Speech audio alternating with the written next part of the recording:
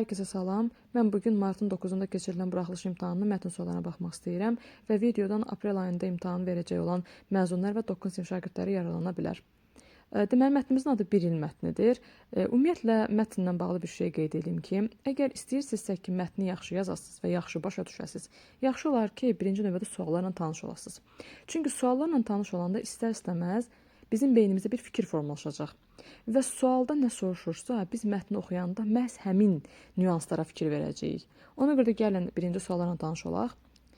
Deməli, bu suala baxaq. Deyir ki, mətnə sizən Fuad obrazı ilə bağlı doğru fikirləri müəyyən edin. Universitetə daxil olmaq üçün biliyi kifayət etmir. İmtahandakı uğursuzluqdan sonra zavodda işləmək məcburiyyətində qalır. Usta Səlimlə səmimi münasibət qurmağa nail olmuşdur. İşin incəklərini öyrənir. Artıq biz bu sualı oxuyanda bizim beynimizdə müəyyən qədər bir fikir formalaşdı. Və biz bu mətni oxuyanda məhz bu nüanslara fikir verəcəyik. Digər suala baxaq. Mətnə sizən boşluqların yerinə yazıla biləcək cümlələrin ardıcıllığını müəyyən edin. Onun əzabını, ağrısını, artıq zavodda faydasız olduğunu düşünməsini anlayırdım. Artıq zavodda işlədiyim bir neçə gün idi. Ən çətin, böhranlı vaxtımda əlimdən tutub mənə dəstək olan, qüvvət, mətanət hissi aşılayan insanları tanıdım. Qabaqki kimi işləyə bilmirəm, barmaqlarım sözümə baxmır. Digər suala baxaq. Mətnə sizən cədvəldəki uyğun fikirləri müəyyən edin. Mətndə məlumat var, mətndə məlumat yoxdur. Müəllimləri Fuadın gələcəyi ilə bağlı yüksək fikirdəydilər. Fuad zavodda maşın qayırma sahəsində çalışır. Fuad zavoda gələndə usta Səlim düşünmüşdü ki, nə vaxtsa onu Fuad əvəz edəcək. Fuad ailənin yeganə övladı deyil. Ustanın gedişindən sonra işçilərdən biri onun yerinə keçir. Briqadanın digər üzvləri də qoca ustanın işdən getməsinə qarşı idilər. Hansı cümlədə mətnin üzərində rəqəm yazılmış sözlərdən heç birinin mənasına uyğun söz işlənməmişdir?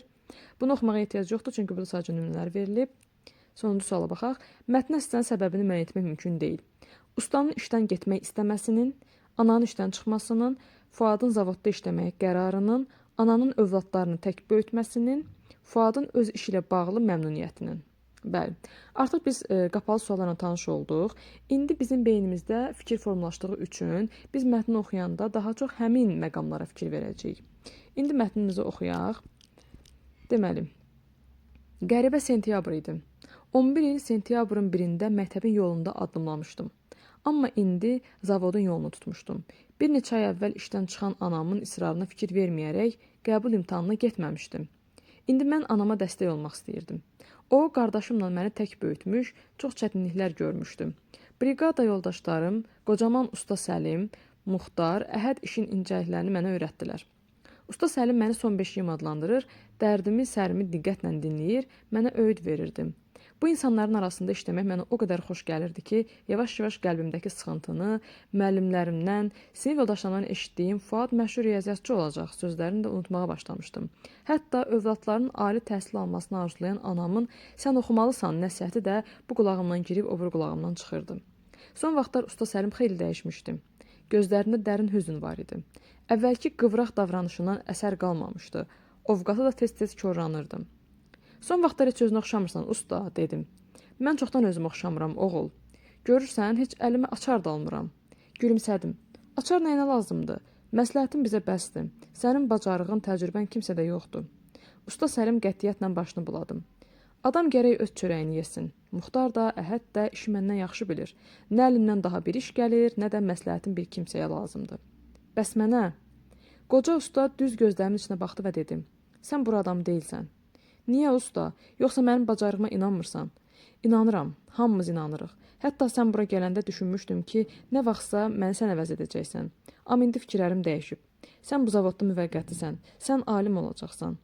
Hər kəs öz yerini tapmalıdır. Ancaq bizim yollarımız ayrılır. Mən gedirəm. Hara? Niyə? İşdən çıxacam. İstəmirəm qulağım eşidə-eşidə bu kişi nə vaxt gedəcək desinlər. Ustanı bu yoldan çəkindirməyə, təşəbbüs göstərməyə mənası olduğunu düşünüb sustum. Məktəbi bitirəndən sonra 2-ci sentyabrı qarşılayıram. Bu sentyabrda birincidən fərqli olaraq uçmağa qanadım yoxdur. İstəyirəm hamıya deyim ki, mən tələbəyəm. Öz də elə-belə tələbə yox, fəhlə tələbə. Öz əlinin zəhməti ilə yaşayan tələbə. Bu bircə ildə çox şey öyrəndim. Həyat məktəbi keçdim. Möhkəm, zəif, saf adamlarla münasibət qurdum. Əsl kişilərlə çiyin-çiyinə çalışmağı, işləməyi öyrəndim. Ən əsası öz yerimdə olmağı öyrəndim. İndi gəlin suallara baxaq. Yaxşı olar ki, mətni özünüz çox diqqətlə oxuyasınız. Yəni o suallarda gördüyünüz məqamların altından xətt çəkəsiniz və daha sonra sualları işləyəsiniz. Və bir şey də qeyd edeyim ki, sualları tapanda qayıdın mətnin içində axtarın onun cavabını. Yəni yadınızda qalan məqamlarla tapmayın. Mətnin içində onu axtarın, tapın. Xüsusilə də publisistik mətnlərdə bunu eləməlisiniz. Deməli, mətnə əsasən Fuad obrazı ilə bağlı doğru fikirləri müəyyən edin. Universitetə daxil olmaq üçün biliyi kifayət etmir. Xeyr, bu yanlışdır. Çünki yəni biz mətnini oxuduq, başa düşdük ki, yəni o savadlı oğlan idi. Hətta onun müəllimləri də yəni alim adlandırırdı, yəni gələcəyin riyaziyyatçısı adlandırırdı. Ona görə də bir yanlışdır. Bir yanlışdırsam B və D gedir. 2-yə baxaq. İmtahandakı uğursuzluqdan sonra zavodda işləmək məcburiyyətində qalır. Xeyr, bu da yanlışdır. O anasına dəstək olmaq üçün yəni işləyir. Çünki anası işdən çıxmışdı. Ona görə 2 də yanlışdırsa, deməli Y də gedir. 3-ə baxaq. Deməli, onsuz da biz A-nı da çıxmalıydıq. Heç A-ya fikir vermədim. Bəli, onun cavabımız qalacaq C variantı. Deməli, usta Səlimlə səmimi münasibət qurmağa nail olmuşdur. Bəli, bu doğrudur. İşin incəklərini öyrənir. Bəli, bu da doğrudur. Çünki Səlim düşünürdü ki, yəni ondan sonra yerinə Fuad keçəcək.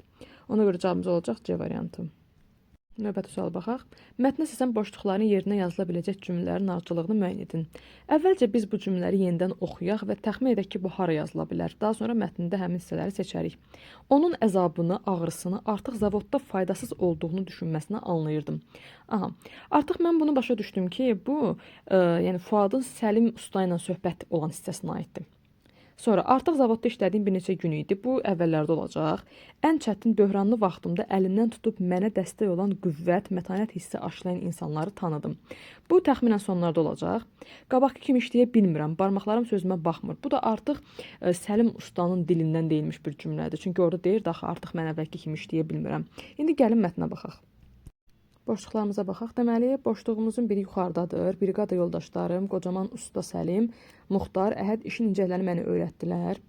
Biri buradadır. Görək bura biz hansı yəni cümləni əlavə edə bilərik. Deməli, onun əzabını, ağrısını xeyir, bu getmir. Deməli, artıq zavodda işlədiyim bir neçə gündür, bəli. Bəli, biz 2 ilə başlayacağıq. Çünki artıq zavodda işlədiyim bir neçə gün idi. Briqada yoldaşlarım, qocaman usta Səlim, Muxtar, Əhəd işin incələrini mənə öyrətdilər. Bəli. Biz deməli 2 ilə başlayacağıq. Daha sonra davam edək. Ortaya baxaq. Mən çoxdan özümə oxşamıram, oğul. Görürsən, heç əlimə açar da almıram. Görək bura hansı gedəcək. Artıq zavod, xeyr, onun əzabını, ağrısını artıq zavodda faydası olduğunu düşünməsini anlayırdım, xeyr. Deməli, ən çətin böhranlı vaxtımda əlimdən tutub mənə dəstək olan qüvvət, mətanət hissəşlən insanları tanıdım, yox. Qabaqki kimi işləyə bilmirəm, bəli. Deməli, bizdə deməli, arıcılıq necə gedəcək? 2, 4, 2, 4 ilə olan variantımız da bizim elə C variantıdır. Yəni, burada onsuz da C olacaq, amma davam edək biz. Digər boşluğa baxaq. İşdən çıxacağam, istəmirəm qulağımı eşdə-eşdə bu kişi nə vaxt gedəcək desinlər. Ustanı bu yoldan çəkindirməyə təşəbbüs göstərməyə mənasız olduğunu düşünüb sustum. Deməli, orada bir olacaq. Onun əzabını, ağrısını, artıq zavodda faydasız olduğunu düşünməsini anlayırdım, bəli. 2, 4, 1. Sonuncu boşluğumuz da bizim buradadır. Deyir ki, yəni əsl kişilərlə çiyin-çiyinə çalışmağı, işləməyi öyrəndim. Ən əsası öz yerimdə olmağı öyrəndim. Bəli, burada artıq təcrübədən danışır. Ona görə də yəni 3-cü olacaq. Ən çətin böhranlı vaxtımda əlimdən tutub mənə dəstək olan qüvvət, mətanət hissi aşılayan insanları tanıdım. Bəli, bu sualda cavabımız olacaq C variantı. Növbəti sual. Mətnə sizin cədvəldəki uyğun fikirləri müəyyən edin. Mətndə məlumat var.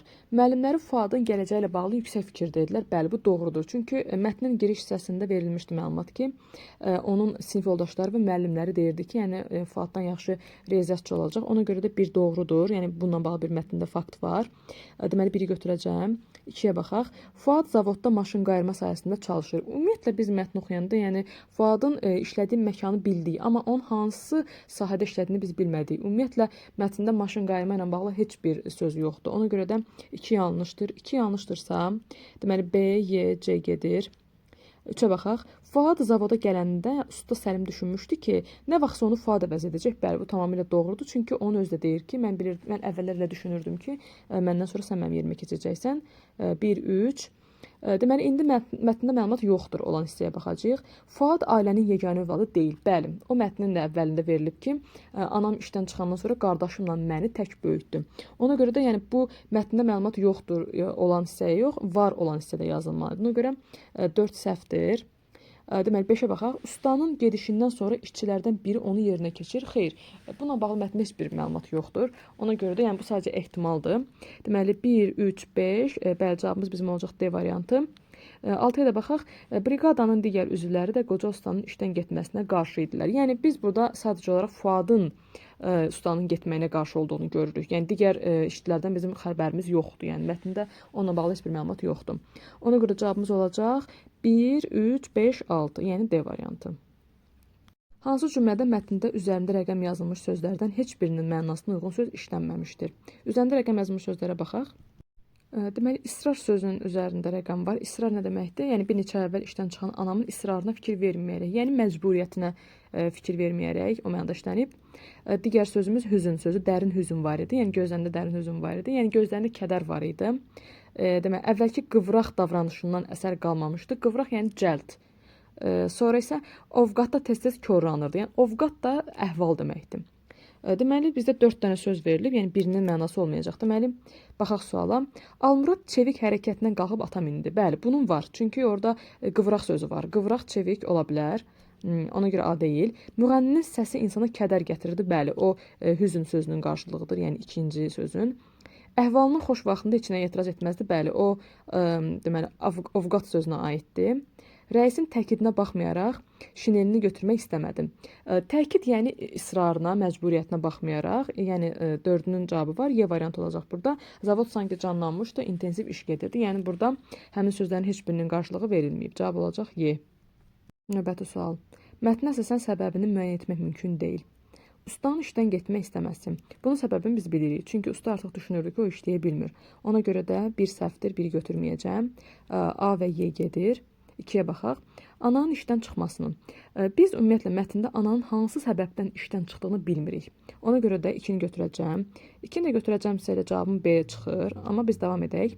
Fuadın zavodda işləmək qərarı. Bəli, bunun səbəbini biz bilirik. Çünki Fuad görürdü ki, anası tək böyüdür, yəni onunla qardaşla. Ona görə dəstək olmaq üçün işləyirdi. Ona görə 3 səhvdir. Ananın övladlarını tək böyütməsinin. Bəli, biz bunun da səbəbini bilmirik. İndi ola bilər ki, onların atası yox idi, amma mətndə bununla bağlı heç bir fakt yoxdur. Yoxdursa biz onu səhv kimi götürəcəyik. 2, 4, 5-dəki Fuadın öz işi ilə bağlı məmnuniyyəti. Bəli, biz bunu ən sonda bilirik. Çünki o düşünür ki, ən yaxşı insanlarla, əsl kişilərlə işlədiyinə görə, yəni onda müsbət keyfiyyətlər formalaşıb. Ona görə də 5-in də səbəbi var. Cavabımız olacaq B. Növbəti. Mətnə əsasən əvvəlində işarə qoyulmuş ifadələrin mənasını müəyyən edib yazın. Əvvəlində işarə qoyulmuş sözlərdən biri bu qulağımdan girib o biri qulağımdan çıxırdı. Yenidən bir frazeoloji birləşmə verilib. Yəni bunun nə deməkdir? Qarşılığı nədir? Yəni vecinə almır, əhəmiyyət vermir, heç kimə qulaq asmırdım. Yəni eşitmirdim. Sonra yəni mənə söz batmırdı. Yəni saymazlıq eləyirdim. Yəni əhəmiyyət vermirdim, laqeyd yanaşırdım, biganə yanaşırdım və s. Hər hansı bir şey yaza bilərsiniz. Digəri uçmağa qanadım yoxdur. Uçmağa qanadım yoxdur, yəni çox sevinirdim. Həddindən artıq sevincli idim. Fərəhlənmək, şadlanmaq, yəni hədsiz dərəcədə sevinmək, qanad açıb uçmaq. Yəni ürəyiniz istəyirsə, yəni frazeoloji bir qarşılıqda yaza bilərsiniz. Adi, həqiqi mənalı bir qarşılıqda yaza bilərsiniz. Yəni burada heç bir məhdudiyyət yoxdur. Daha sonra həyat məktəbi keçdim.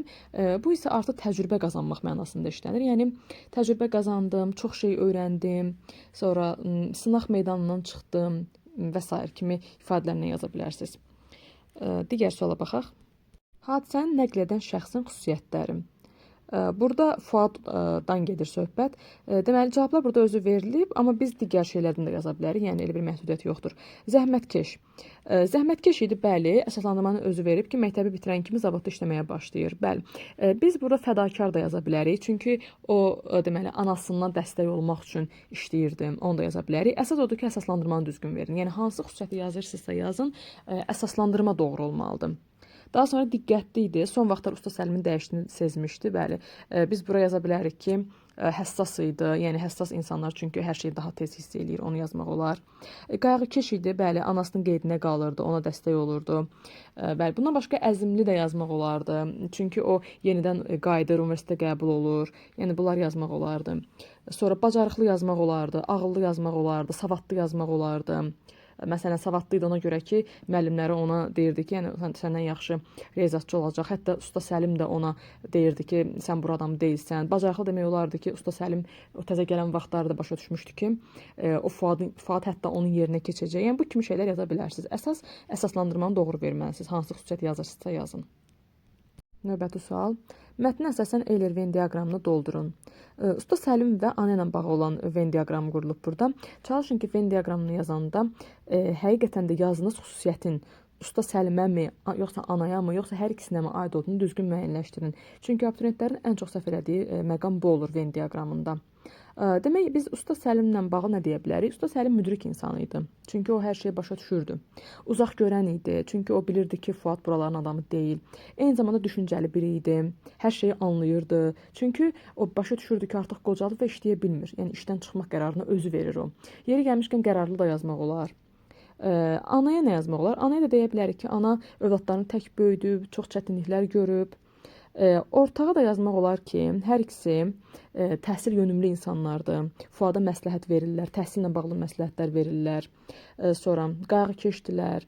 Çünki ana da, yəni çünki övladlarını tək böyüdür. Usta Səlim də yəni Fuada məsləhətlər verir.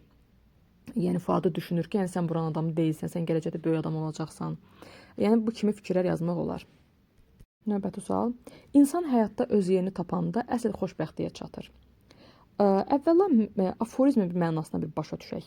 İnsan həyatda öz yerini tapanda, yəni insan hansı mərtəbədə, hansı məqamda, hansı yerdə olmalı olduğunu tapırsa və dərk edirsə, o həqiqətən xoşbəxt olur. Yəni aid olduğu yeri tapdıqda insan çox xoşbəxt olur. Yəni mətnin son hissəsində biz bunu görürük, yəni Fuadın xoşbəxtliyi ilə bağlı.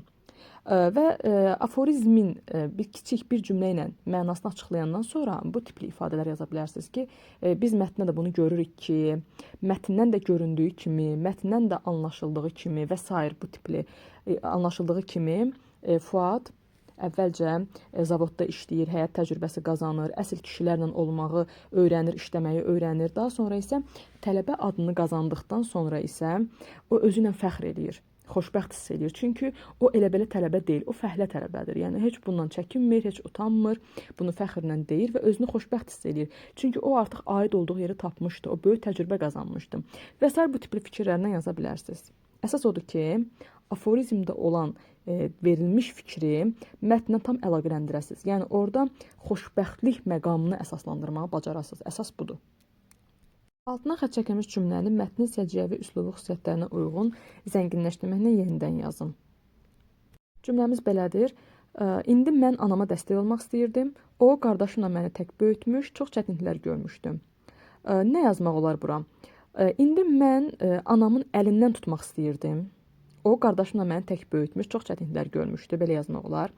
Və yaxud İndi mən anama dəstək olmaq istəyirdim. O, qardaşımla məni tək böyütmüş, çox cəfalar çəkmişdi. Belə yazmaq olar. Və yaxud, indi mən anama dəstək olmaq istəyirdim. O, qardaşımla məni tək böyütmüş, gecəsini gündüzünə qatmışdı. Belə yazmaq olar. Və s. bu tipli fikirlər yaza bilərsiniz. Yəni, istəsəz, yəni, eyni anda dəstək olmağı da dəyişdirə bilərsiniz. Eyni anda həm çətinliklərlə görmüşdün də dəyişə bilərsiniz. Yəni, bir neçə dənə məcazi ifadələr əlavə edə bilərsiniz. Əsas odur ki, cümləni tam dəyişdirməyin. Yəni, hansı hissəni məcazləşdirmək istəyirsinizsə, o hissəni məcazləşdirin. Bugünlük bu qədər. Videonu bəyəndinizsə, dostlarınızla paylaşmağı və bəyənməyi unutmayın. Videonu bura qədər izlədiyiniz üçün çox sağ olun. Hələlik.